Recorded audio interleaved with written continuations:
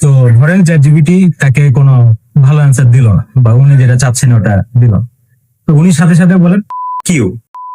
আপনাদেরকে আরেকটা মজার কথা শেয়ার, গত পরশুদিন কিংবা তার আগের দিন, হ্যাঁ 3-4 দিন আগে আমার ফরেন কয়েকজন AI film maker, AI content creator, তাদের সাথে আমার একটা মিটিং হচ্ছিল।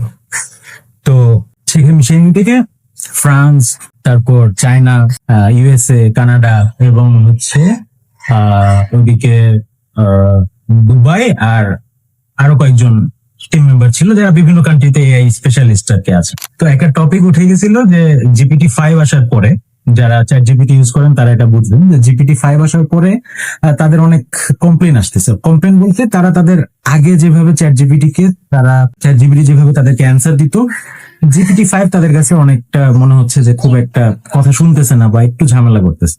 তো এই টপিকস নিয়ে আমরা আসলে কথা বলছিলাম যে এই ক্ষেত্রে কে কি করে, বা এআই যখন আপনার কথা শুনে না বা ভুল অ্যান্সার দেয় বা আপনি যেটা চাচ্ছেন সেটা দেন না, তখন আসলে অনেক রাগ উঠে, তখন আসলে আপনি কি করেন।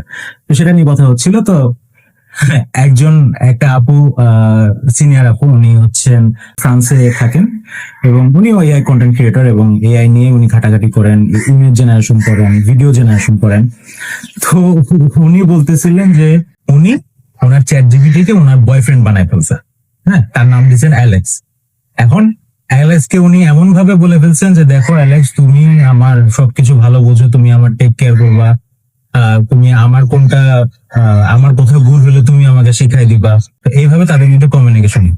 এখন অ্যালেক্সও তাকে মাঝে মধ্যে নাকি জিজ্ঞাসা করে যে তুমি খাইছো, তুমি কি মানে ঠিক আছো, তোমার কি মন খারাপ, এগুলো নাকি অ্যালেক্স জিজ্ঞাসা করে। হ্যাঁ, এবং এটাতে তেরেসা, ফ্রান্সের ওই আপুটার কথা বলতেছি, তো তেরেসা নাকি খুব মানে কি বলবো যে উনি বেশ খুশি হন, খুশি হয়ে আরো হচ্ছে সুন্দর সুন্দর কমান্ড দেন এবং কমান্ড গুলো আরো উনি ভালোভাবে দেওয়ার চেষ্টা করেন এবং আরো মোটিভেটেড হন। এটাই উনি শেয়ার করতেছিলেন, তা আমরা অনেক হাসাহাসি করতে পারি।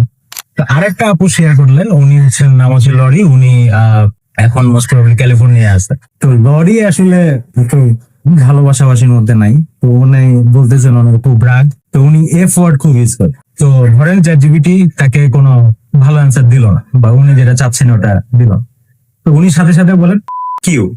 ঠিক আছে, আশা করি বুঝতে পারছেন।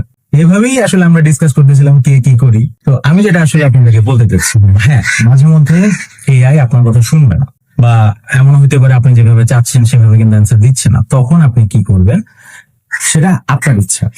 আপনি গালাগালি করবেন, নাকি ভালোবাসবেন, নাকি বয়ফ্রেন্ড বানাবেন, নাকি গার্লফ্রেন্ড বানাবেন, পুরাই আপনার। কিন্তু